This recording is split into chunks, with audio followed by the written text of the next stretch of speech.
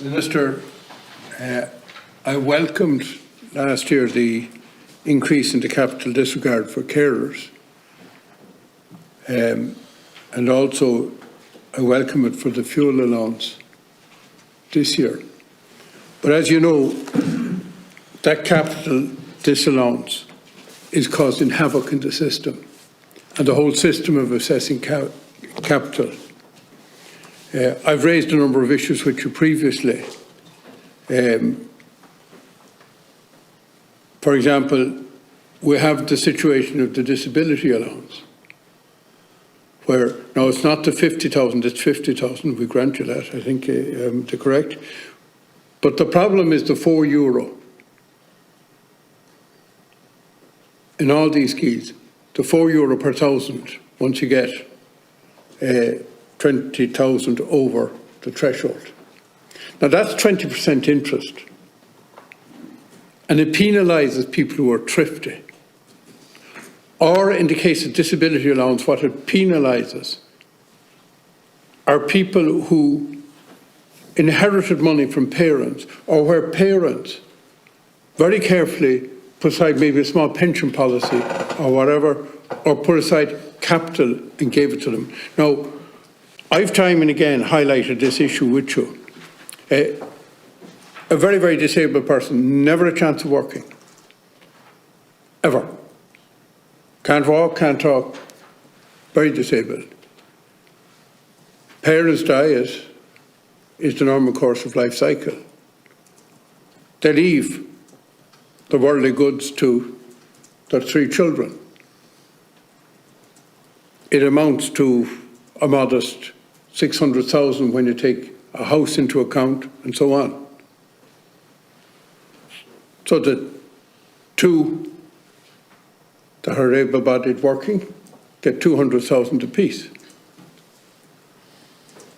They pay no debt duties because they're under the limit.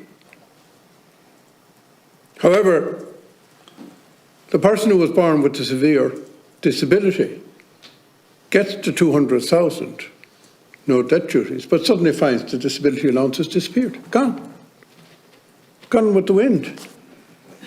Now, in all justice, this issue needs to be tackled. And tackled radically, not touched at the fringes. I also mentioned to you before, and this is one where knowledge of the system comes into lack of knowledge of the system. But we encourage where you have a family where, and lots of these are now coming to pension age, where one of a couple worked. There were single income families, very common. And the spouse worked and worked very hard, maybe harder even still, but reared a family. That was the work they did. Making a home, rearing a family, involved in voluntary committees in the community, all the things that people should do. Now, in that situation, what happens? If they're knowledgeable of social welfare, they'll do the wrong thing, in my view, i.e. they'll keep the money and any savings that thrifty people have, they keep it in the primary earner's bank account and they won't share it. However, if they're very thrifty and if they have a good job and they share it into a joint bank account, or worse still, if they put it in the non-working spouse's bank account, which is totally counter-sensible. It runs against everything we say about those situations of what people should do. What happens when you come to the IQA? You find that if you had 150,000 imputed to the spouse or partner in the one income situation, that would be imputed as an income of €470 a week. And suddenly they don't get the IQA, where the person where they either knew the system or they were the scrounge, and they were selfish and put it in their own bank account, would find that the IQA was intact. And I had hoped this year that we'd see radical reform and simple things. It doesn't take a commission, it doesn't take rocket science to change some of these things. I had suggested, and I think the committee had suggested, remember, that we go to 50,000. So let's change all the schemes to 50,000. It won't cost that much. And that we would impute no more than €2 per thousand on the higher end of the savings. Now, €2 per thousand is still an equivalent of 10% interest. And I do not know of any high street bank that's paying 10% interest. I don't know anywhere you could invest it and be guaranteed 10%, unless you were a property mogul or something. And these people aren't like that. And you might say, well, that's a lot of savings, 150,000. But remember, if somebody gets a lump sum on leaving employment, supposing somebody had risen to reasonably middle rank in the civil service and left with a lump sum, and they put it in the joint bank account, or suddenly, and they had other savings through their life. And if you're 40 years working, you'd hope people would have savings. And people can be very careful, but they're getting penalised for being careful, for being right, for being good citizens. So, Minister, what I'd ask you again is, would you look at least giving us a costing? You see, my reckoning is, the reason I never get a costing in this one is that it wouldn't cost anything hugely significant, but it's catching people up. It's tripping people up who are vulnerable, not in massive numbers, but it's tripping them up in a very unfair way. Would it be possible to get a costing at least? And would you consider in the social welfare bill, it's too late for the present social welfare bill, would it be possible to give us the costing very speedily as to what would happen if you raised all of the basic threshold to 50,000 disregarded, and then said for the next 10,000, €1 per thousand, and for all the remaining thousands, that would be €2 per thousand. Would you give us a costing across all schemes if that minor adjustment was made? What would be the costing? And I think it's worth noting, we're talking about these costings, and it was one thing I'm sure you must be totally mesmerised between trying to deal with a budget in one department of 400 million and the other one 24,000 million. When we're talking about costings in social welfare, what looks big in another department is not. You just blandly come in and said, we did really well today. We're only 700 million over, isn't that it? Am I right? That's the figure. And, and I had that culture shock in that department too, where 20 million here and 10 million there was very small money, and unforeseen factors could have a much bigger effect, like the welfare going up or the welfare going. When I say the welfare, the number on the out of work going up or going down would have a much bigger effect. So would you come back with the costing, and would you consider just making that simple change in the spring? Now, my second question is, if I have a couple in a house and they have somebody living with them who's, say, on carer's allowance, well, that's fair enough if they're only on carer's allowance, but they might be working up to 18.5 hours a week. Is it €1,000 over the basic social welfare, including the basic carers, for the couple? Because that's a very common arrangement nowadays, and it keeps people in their own homes. And if it's a single person with a carer in the house, who again might be working, is it €500 over the full contributory pension plus, sorry, it's €500, is it €500, or how is it going to work? Because otherwise, we're going to trip people in the caring situation.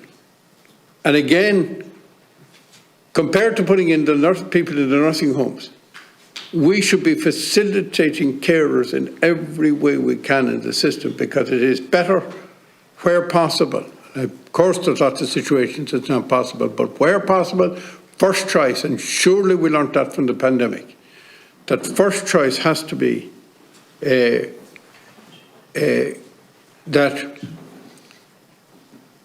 the person would be cared for in their own home.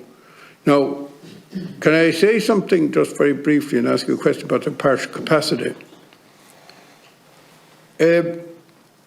Minister, partial capacity is for self-employed and employed. You can only get it if you have a moderate or severe or profound disability.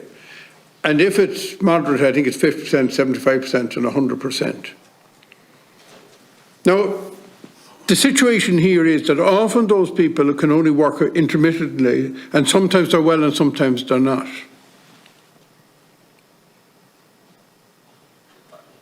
And furthermore, I had a particular case, and it's typical of what's fantastic and possible. Somebody with multiple sclerosis that had been quite advanced. And on a self-employed basis, they were able to do translation from their own home. So some weeks and some months they made some money. And it's not badly paid when you could do it properly. But many weeks and months, there was no money earned. Can you tell us how much it would have cost, because there's not that many people in partial capacity, because the threshold is relatively high.